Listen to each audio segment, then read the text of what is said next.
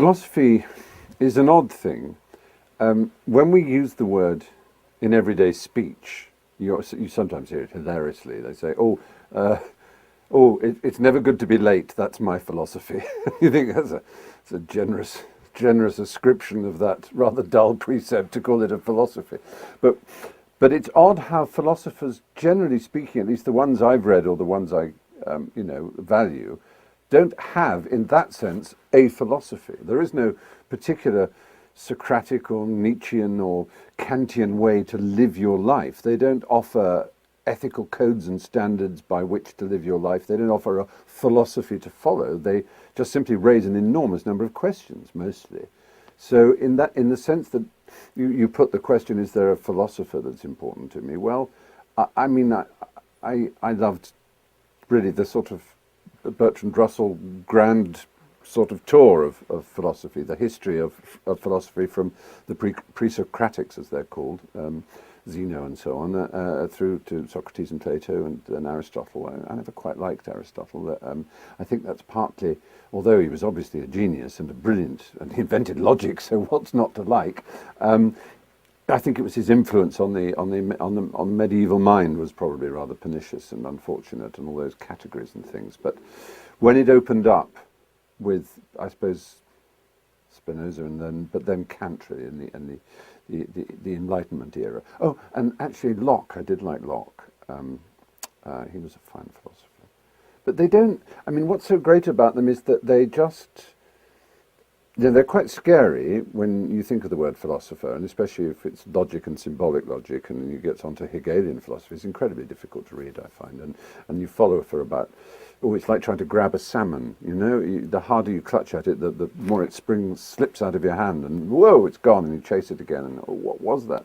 And you feel very stupid. But I think the beauty of questioning and simplicity that you get from Kant in particular, I think, is just amazing, because it's like they say of simple mathematical laws, that make fractals. The tiniest little elegant observation about or question about something just spins out these immensely complex things that make you rethink everything. So yes, I think philosophy is a really important dimension, but I think in our age we tend to be rather sloppy about it.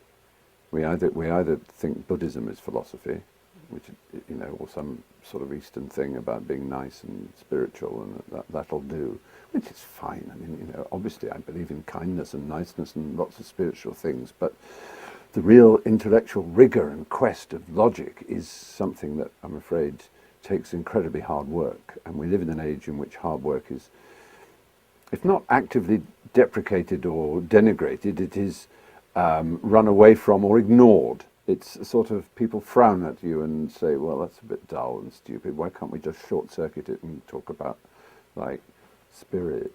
Well, yeah, you can say spirit, but if you think that's philosophy, and if you think that's good enough, the most important philosophy, I think, is that even if it isn't true, you must absolutely assume there is no afterlife. You cannot for 1 second, I think, abrogate the responsibility of believing that this is it. Because if you think you're going to have an eternity in which you can talk to Mozart and Schopenhauer on a cloud and learn stuff and really get to grips with knowledge and understanding, and so you won't bother now, I think it's a terrible mistake. It may be that there is an afterlife and I'll look incredibly stupid, but at least I would have had a crammed pre-afterlife, a crammed life. So to me, the most important thing is, as Kipling put it, to fill every 60 seconds to fill every unforgiving minute with 60 seconds worth of distance run, absolutely. So that's all I'm saying, I suppose, is that there's no point wasting time being lazy. Though, of course, indolence in a divine way, axidy, has its advantages. Oh, shut up, Steve. Okay, next one. It's interesting. Atheism comes in for rather a bad press, and I suppose I'd rather describe myself as a humanist. I don't believe in God. I don't believe there is a God. If I were to believe in a God, I would believe in gods. I think monotheism is the really ghastly thing.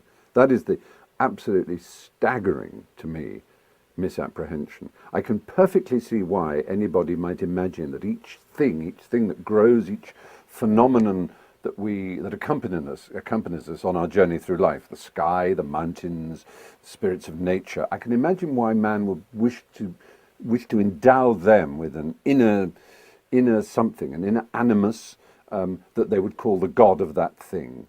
I can see that. It's a beautiful and charming way of looking at it, and I can understand the Greek idea that there are these principles of lightning or of war or of wisdom, and that to embody them, to personify them into Athena or Ares or whichever god you want, makes enormous sense. But to say that there is one only God who made it all and who is, that is just what? Why? Who said? Where? Come on.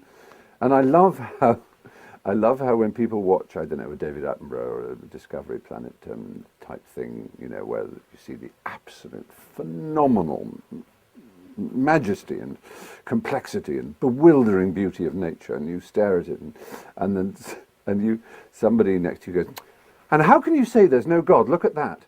And then 5 minutes later, you're looking at the life cycle of a parasitic worm whose job is to bury itself in the eyeball of a little lamb and eat the eyeball from inside while the lamb dies in horrible agony. And then you turn to them and say, yeah, where is your God now? I mean, you can't just say there's a God because the world is beautiful. You have to account for bone cancer in children. You have to account for the fact that almost all animals in the wild live under stress with not enough to eat and will die violent and bloody deaths. There is not any way that you can just choose the nice bits and say that means there is a God and ignore the true fact of what nature is. The wonder of nature must be taken in its totality. And it is a wonderful thing. It is absolutely marvelous. And the idea that an atheist or a humanist, if you want to put it that way, doesn't marvel and wonder at reality, at the way things are, is nonsensical. The point is we wonder all the way. We don't just stop and say, that which I cannot understand I will call God, which is what mankind has done historically. That's to say, God was absolutely everything 1,000 or 2,000 years ago because we understood almost nothing about the natural world. So it could all be God. And then as we understood more, God receded and receded and receded. So suddenly now he's barely anywhere. He's just in those things we don't understand, which are important. But I think it just is such an insult to humanity. And the Greeks got it right. The Greeks understood perfectly that if there were divine beings, they are capricious, unkind, malicious mostly, temperamental, envious, and mostly deeply unpleasant. Because that you can say, well, yes, all right, if there's going to be God or gods, then you have to admit that they're at the very least capricious. They're certainly not consistent. They're certainly not all-loving. I mean, really, it's just not good enough, is it? If we empower ourselves with responsibility over our actions, responsibility over our destinies, and responsibility for directing and maintaining and creating our own ethical and moral frameworks, which is the most important thing, really, isn't it? Because perhaps the greatest insult to humanism is this idea that mankind needs a God in order to have a moral framework. There's a very clear way of demonstrating logically how absurd that is, because the warrant for that logical framework, for that moral framework that comes from God, is always tested against man's own morals. It's a complicated argument, but I mean it's the standard one, which is pretty unanswerable. But the idea that we don't know right from wrong, but we have to take it from words put down in a book 2, 3, 4, 5, 6,000 years ago and dictated to rather hot-headed, neurotic desert tribes, is just insulting. It's just no. I mean, if there were a God, he would want us to be better spirited than to take his word for everything. Wouldn't he? If he gave us free will, would he really want us to say, no, I have to abide by everything that's written in this book?